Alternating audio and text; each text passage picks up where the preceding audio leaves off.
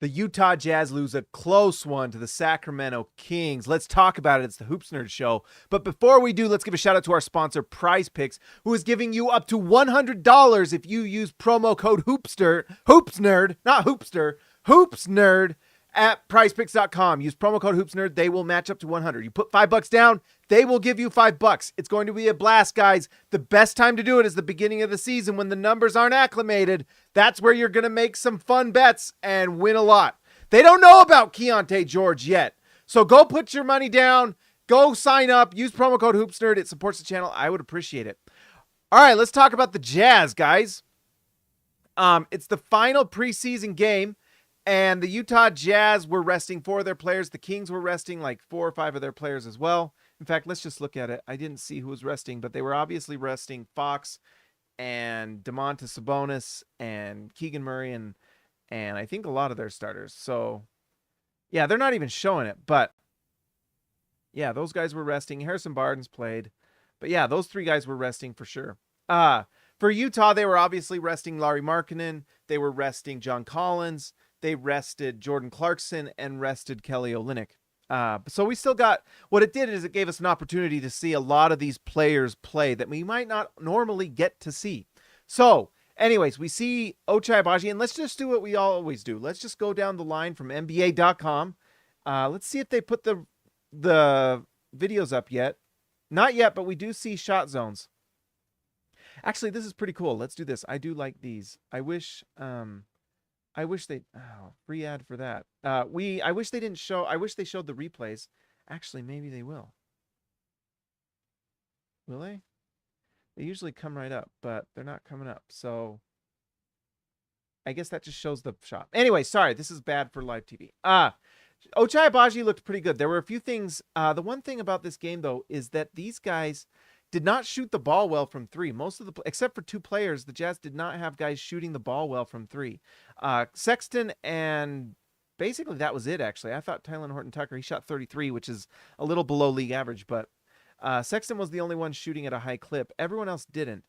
Ochai Agbaji looks great to me, though, because he just looks confident. He looks so much more confident when you compare how he acted last season at this time. The level of confidence is just at another level. It looks really good. And tonight he hits just 1 of his 5 threes. I'm not too worried about that, just because we know how good of a corner 3-point shooter is. Normally he's knocking these down at literally a 60% rate. If you go look at the advanced numbers, this was the shot that was exciting, man. He comes off of this was just a movement 3-point shot, and he took that quick and knocked it down. This is the thing that gets me excited, is that 3-point shot he took. It was great. If he can do that with the way he's cutting to the rim, getting the ball, he's handling, he's making quick decisions, it's nice. And I think he has a chance to become a really nice player for this Jazz team. He just needs more time, more development. And I know he's a little bit older. He's actually older than Talen Horton-Tucker, who we'll talk about. But it does seem like there's some room for growth there, even though he was a 4-year college player. Simone Fontecchio got the start, which was kind of a surprise. The starters for this game surprised me. I did not want to see who started. I wanted to see Keyonte George start, but it's fine. We'll eventually see that. But anyways, speaking of Fontecchio, Fontecchio had that one nice lob dunk that was pretty fun. 5 rebounds, 2 assists. I mean, he does a few extra things, but I don't think we're going to see a lot of Simone Fontecchio during the season because the Jazz are going to be trying to win. These minutes are going to go to John Collins. They're going to go to Kelly Olynyk. And then I honestly think that Taylor Hendricks is probably going to outweigh him on the depth chart, especially with him kind of looking better and better and better. As long as Hendricks isn't with the stars, I think he actually outranks Fontecchio at this point. But they give Fontecchio the start, maybe to give Hendricks some just comfortability coming off the bench, and he did fine. He shot the ball. The thing about Fontecchio that drives me crazy is he's a 3-point shooter, and he just doesn't always hit them at a high clip. It's like he'll have times where he's so lights out and so good, and just hits every 3, it seems like, and then he'll have times where he just goes absolutely just cold. And I don't know. I just haven't seen enough consistency from him during actual live action to make me think that he's really anything more than kind of a end of the bench player that you play when you absolutely break glass in case of emergency type of player. So Walker Kessler got lots of run tonight, and he showed why he is such a dominant player. When he was on the floor, look at that, plus 22. And I feel like these positive numbers really all kind of centered around Walker Kessler, who led the team in minutes. And it was nice to see him lead the team in minutes. He hasn't been playing quite as much, but he was out there and he showed why he's so good. He has 15 rebounds, 14 points. He goes 58% from the field. He missed both his free throws he took, but man, when he is on and he is playing, especially on the offensive end, look at this, 5 offensive rebounds. He's such a physical force inside. And there's guys that are going to push Walker around a little bit. You know, the Embiids and the Jokic's out there are going to be tough guards for him, but they're tough for everyone. But on a night-to-night basis, Walker Kessler is going to be such an asset for the Jazz with what he does with his rebounding, especially the offensive rebounding. He's got such good hands. He gets his hands on everything. He contests everything. And even tonight, he didn't get a block shot, which was kind of interesting. He still contested a lot. And look at that, 3 assists. So he's moving the ball within the offense. He's just a very smart, surprisingly athletic, good player. And so, yeah, I just really like Walker Kessler, and I just think tonight showed why he was such a physical force. I mean, Collin Sexton deserves a lot of praise for how he played, but I honestly think Walker Kessler might have been the most impactful guy on the floor with what he was doing kind of on both ends of the floor. But let's talk about Collin Sexton. Sexton, who is likely going to be the 6th man for the Jazz, playing that role, because I do believe, and somewhat of an educated guess, I think they're going to trade Talen Horton-Tucker at some point, and I think Collin Sexton, that helps him get just kind of that main 6th man role that he should play.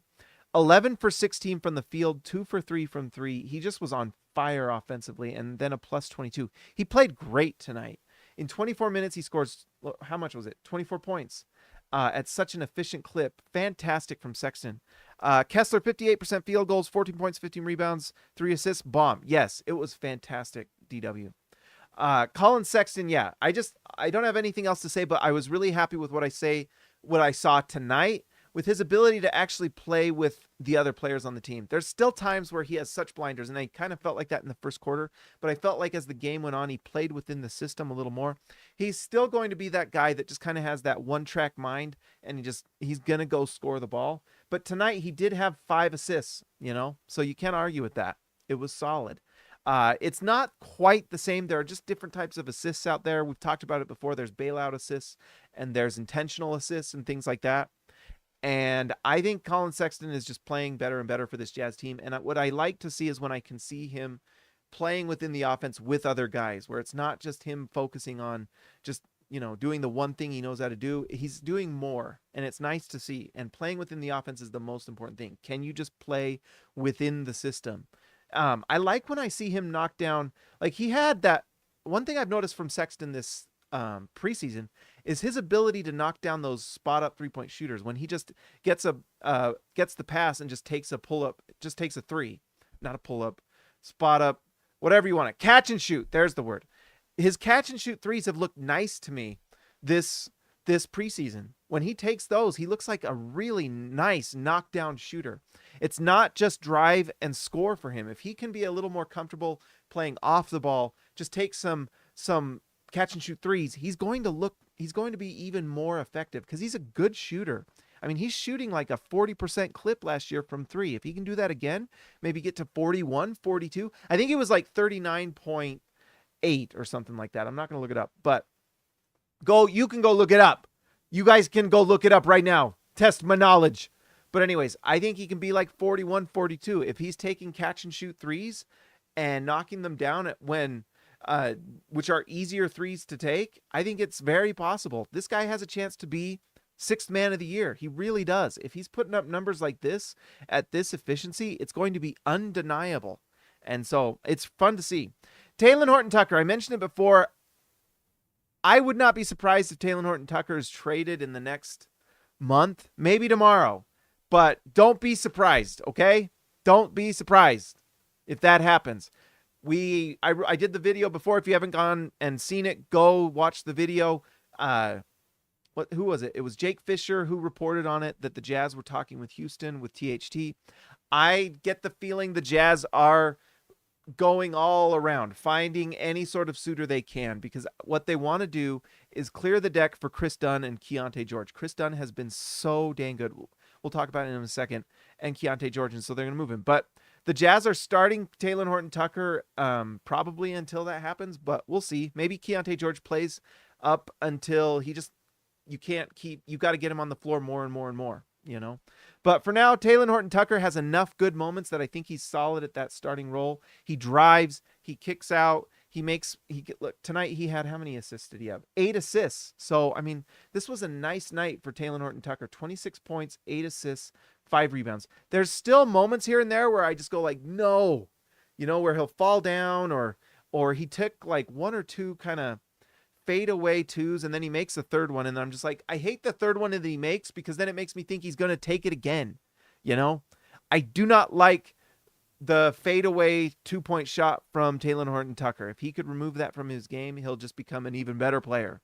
There were other guys on the floor as well. So I don't want to hear that he had to take that shot. No, you know what? Dribble, back it out, reset the offense, and try to find another shot. Okay. No bad shots. No bad shots. Okay. But that said, he looked nice tonight and you can't argue with the stats. 8 assists, 26 points. He was a positive for this game. He ended the game with the Jazz when the Kings were just rolling. I mean, the Kings were shooting lights out. Holy smokes. But he looked solid tonight. 10 for 19. The numbers are good. The thing with him, like we say, is... Sorry, it's late. Sorry. Is the 3-point shooting. This is live. That would have been edited out. By the way, I went live on accident I think it was yesterday. I hit stream instead of record. And then it posted it. I was like, did that post? It didn't, because usually when I do these, I have to have YouTube on and OBS on. That's what I use to do these. But I didn't have YouTube on. I just thought I was recording. I just hit, like an idiot, I hit stream instead of record. So you got like 2 versions of that video. And I deleted it today because I was embarrassed. I lost my train of thought, but it was Talen Horton-Tucker. And he was solid. And putting up these types of numbers might help him get traded. Maybe the Jazz could get a highly protected first. If the Jazz can get a first for who was it? For, what was his name? That went to the Brooklyn Nets. Can't remember his name. But they got a late first for Donovan Mitchell's friend. Now he's on the Cavs. What was his name? I forgot. Dang it. How did I forget? He's the one who watched me fall down at the Stars practice. Buckets O'Neal. Thank you. Thank you, DWCB. There's the assist, the Darren Williams assist. Yeah, if the Jazz can get a late first for Royce O'Neal, then I think they could possibly get the 30th pick in the draft for Talen Horton-Tucker or something. Or maybe I'll take a second, because what I want to see is more minutes for Chris Dunn and Keyonte George, right? Chris Dunn has been phenomenal. Look at this. 5 for 7 from the field. He goes 2 for 5 from the free throw line. This was partly why the Jazz lost this game. Look at this. They had so many missed free throws. There's 1 there, 3 there, 2 there. Keyonte missed 1. Omer Yurtseven missed 1. Walker missed 2. They were not even close, so that's something to watch. And then Hendricks missed 1. So it's frustrating. But anyways, Dunn was fantastic tonight. He has been so good. His defense, like I mentioned him in SLC Dunk, he's like a missile. He just blows things up. Whenever there's some sort of set, whenever he's going over a screen, whatever it is, he is just blowing up plays right and left. He reminds me of, if I compared him to an NFL player, I'd compare him to like an Ndamukong Suh or someone like that, who just blows plays up and just is like no fun at all to play against. He's so long, so quick. He plays with such force. You can tell he's just strong. I don't even know how to explain it. You can just see that he's strong too, that he's just physically powerful. And so it's fun to watch. I love Chris Dunn. I think he's awesome. I really hope the Jazz, when they have the opportunity, which I can't remember what the rules are, but when they have the chance, when I think his contract is guaranteed or whatever it is, then they will extend him. And I think they just have to wait. Once that happens, though, I really hope they extend him for 3 or 4 years, because I just think he's a guy that I would love to have retire in Utah. Who doesn't love Chris Dunn? If you don't like Chris Dunn, then you probably don't like things like chocolate and sunny days with a cool breeze in the summer. You probably don't like things like a cool soda on a hot summer day with a cool breeze. I guess that's my idea of something nice. You know what I mean? If you don't like Chris Dunn, you don't like days off, right? If you don't like Chris Dunn, then you don't like free things.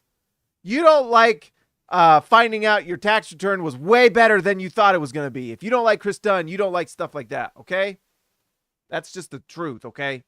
Keyonte George, he had his worst shooting night of the season tonight. The shot was not falling.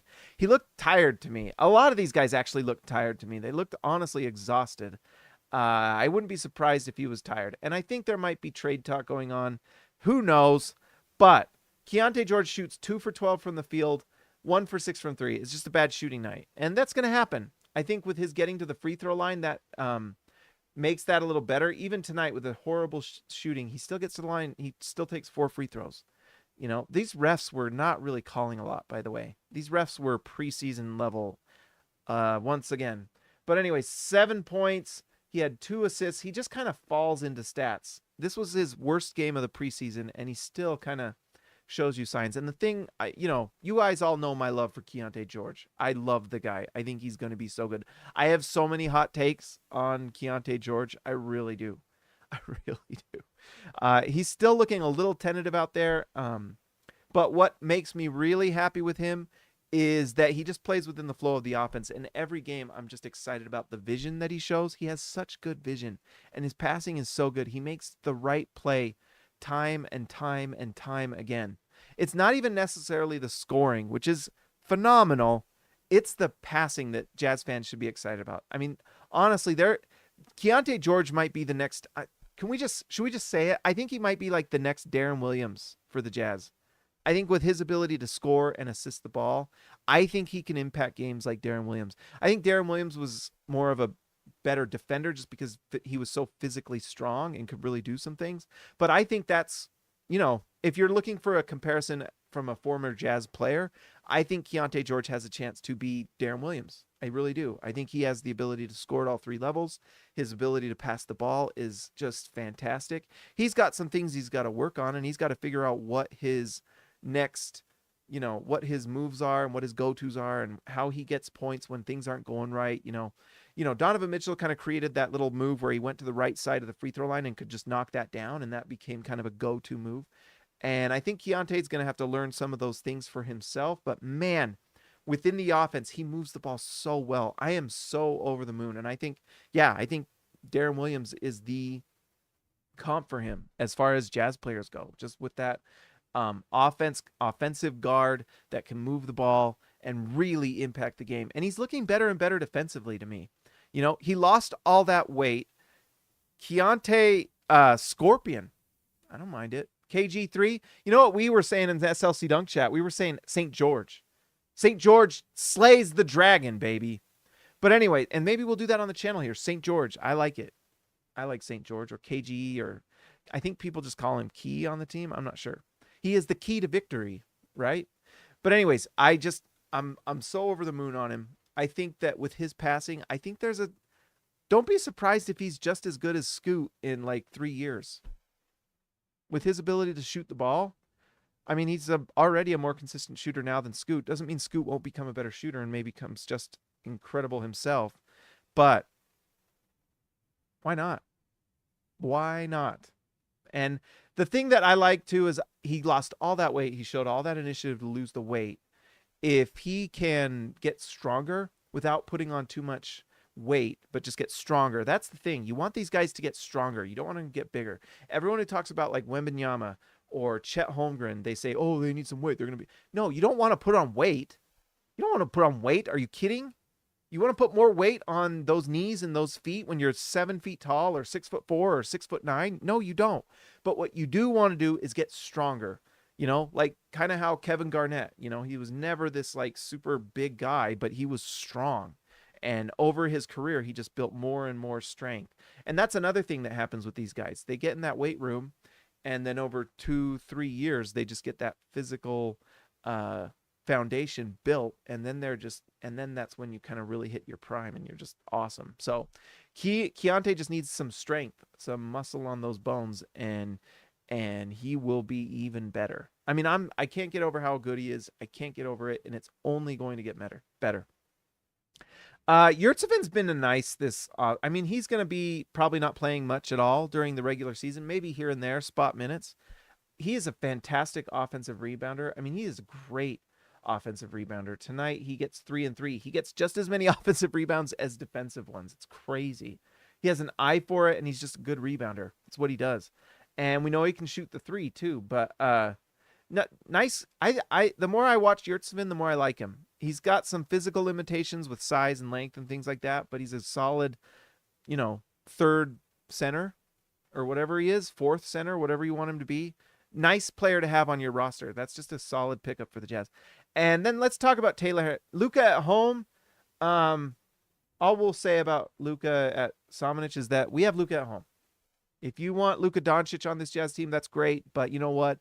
Like when I asked my mom if we could get Big Macs on the way home, she always tell me we have food at home. Just same with like when people say, "Can we go get Luka Doncic?" Well, we have Luka at home. His name's Samanic. Okay. Taylor Hendricks showed some signs tonight. Yes, the numbers don't look great.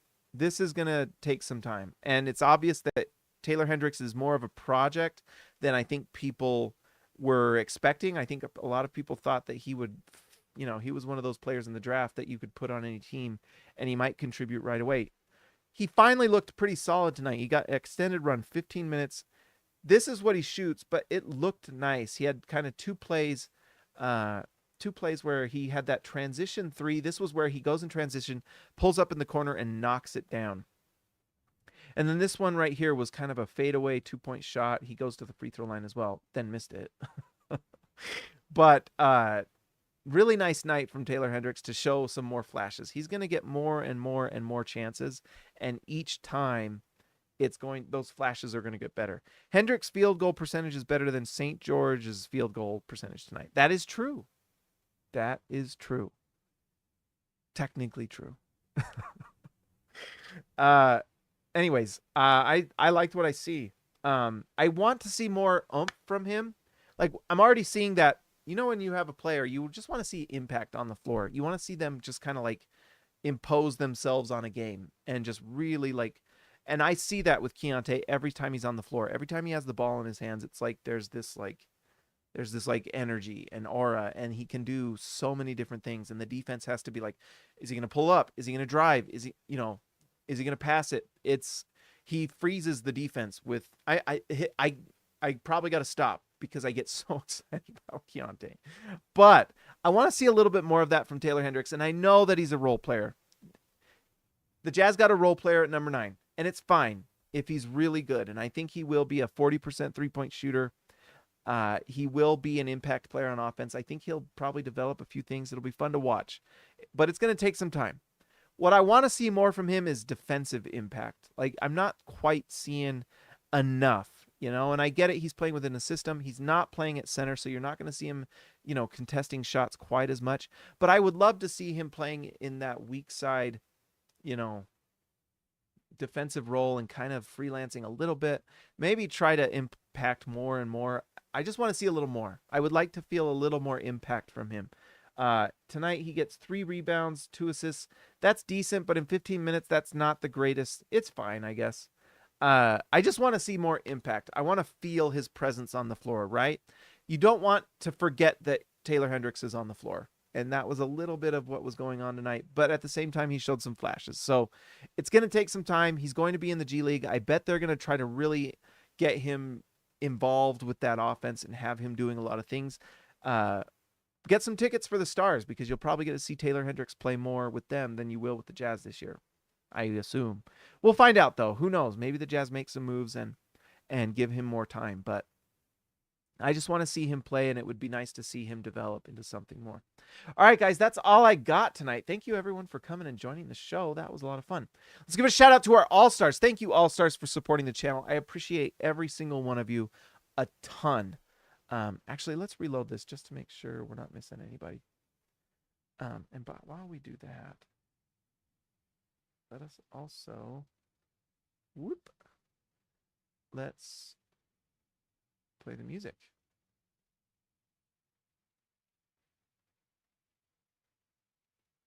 All right, and then we're going to reload.